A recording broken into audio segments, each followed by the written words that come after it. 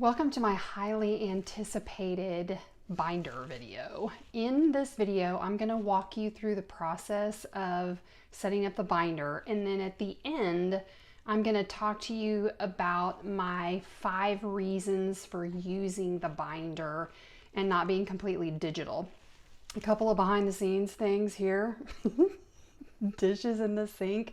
I had to quit trying to make these look like I have my life together, when in reality I'm just throwing these videos up as I have time and as I get to them. So my kids are gone today and I'm working on school stuff and videos, and I really want to get the binder video out so that you guys can see it. This is today's scenario from having my kids this morning. I just wanted you to know this is real life. Follow along as I talk through the binder and my neighbors play cornhole and their dog's barking. And then at the end, stay tuned for my 5 reasons. And the video that you've all been waiting for are the binders. And they are set up right here in order for us to start working in them. So I'm going to show you the binders just real quick, and then I'll do a whole other portion or recording of what is in the binders.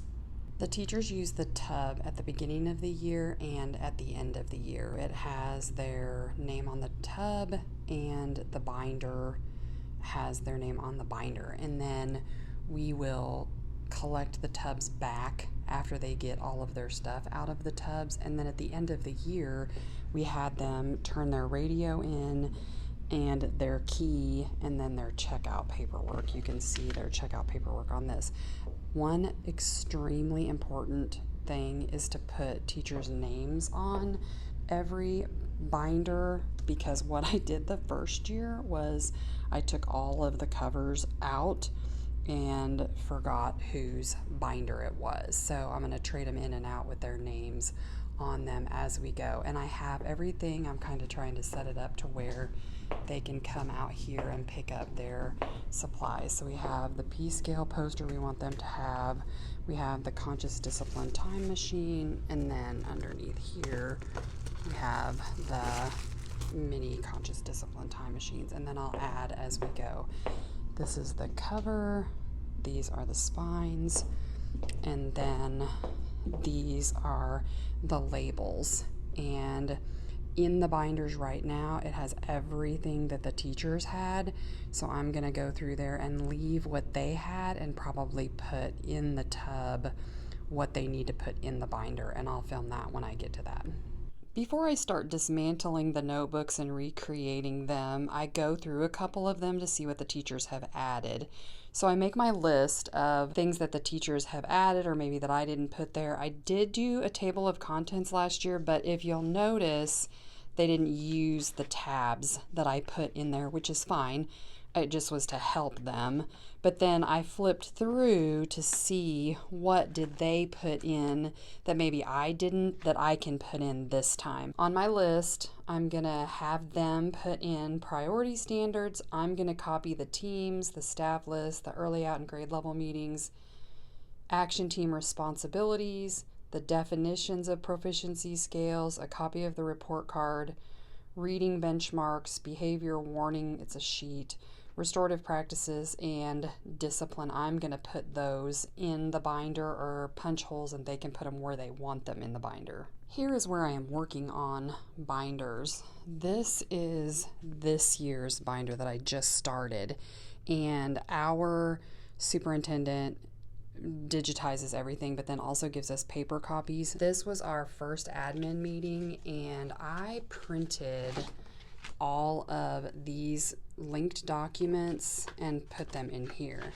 Then I had a meeting with our MTSS director, and I printed her linked documents and put them in there. So this is this year's, I'm just starting. This was an exact replica. Nope, I think this was a replica of last year's teacher binder. So I make myself one that looks just like the teachers, and then I added some stuff to it. This was last year's admin binder that's like that one. However, I didn't really organize it as well. So this year my plan is to organize this binder better in that one with the tabs and the dates. On this, and yes, it is matchy-matchy. So I have a pink binder and I have the pink polka dot tabs because I love that stuff. It brings me joy. This one I started with the turquoise to match, so all of our admin meetings will be turquoise and then other meetings will be different colors. Once I get this one started, this one just shelves and stays on the shelf, and then this one I change out and make just exactly like the teacher binder. This paperwork was in it, and my instructional coach needs to see it so that she can create this year's updated what guided reading stuff do we put in the teacher binder, and then what dates and calendar stuff do we put in the teacher binder. I hope those tips were helpful and helped you understand my thinking while I'm working on the binders. I wrote down my 5 reasons for a binder because I'm super digital and I pride myself in being digital, and then I go to a binder and I feel like I need to explain myself on that. So here's just 5 things, not in any order, but things that kind of went through my mind when I decided to do these. And the first one is some documents are just standalone documents and they don't need to be a shared document in Google Drive. Yes, it's easy to access and you can access it anywhere, but usually the documents that we talk about, we need in a grade level meeting, or we need to make copies of it and do something with it. And it's easier just to have it right there at hand. Number 2 is the amount of time it takes to search for stuff. You have a grade level meeting. Everybody sits down with their laptops, plugs in, takes forever to get charged. Once everybody's charged, then we all have to log in. Everybody's looking for the document. For the love of everything, it takes forever to do that. There are documents that are just right there. Why not just have them at the tip of your fingers? It takes we don't have time. It takes 5 to 10 minutes to look for something when you could be talking about it because it's laying right in front of you. That's number 2. Number 3, it's interesting to see what the teachers add to the binder. So I give the basics. I give the skeleton of the binder of the things that I want us to use, but then the teachers also add stuff that they think is important. So it's interesting to watch what teachers add and the teachers that don't add anything or think that it's just a standalone binder that I give them. Number 4, it holds me accountable for sharing what I think is important. If it's in the binder, it's important and I'm going to reference it and I'm going to look back at it over the course of time.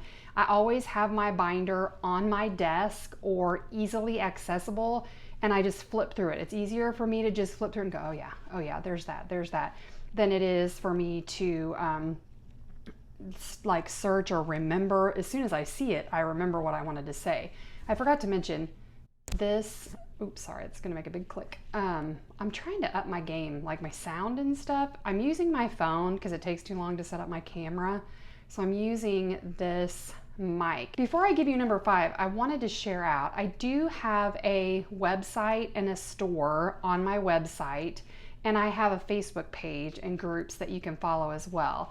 My website is melindasmiller.com, and I still go by the principal blog, but I wanted the name of my website to match my name. And then the Facebook page is the principal blog Facebook page, and then it is tied to 2 principal groups: Principal Productivity, which is all about productivity, and Staff Appreciation and Motivation. You do have to be a principal to be a part of those groups, and you have to answer the questions. All right, my last binder tip or reason why I do binders is because it makes me feel organized in a world of chaos. When I can grab the binder right beside me and start flipping through the pages and remember what I'm supposed to be doing, it's hugely beneficial. Some of the pages that I am going to add when I get to work tomorrow that I haven't taken out of my last year's binder to put in is, we did work on our building improvement plan. I did work on my goal sheet. We did work on our Leader in Me action plans, and I just need to transfer those over to the binder just to stay organized. If this is helpful, I have been trying to create consistent videos.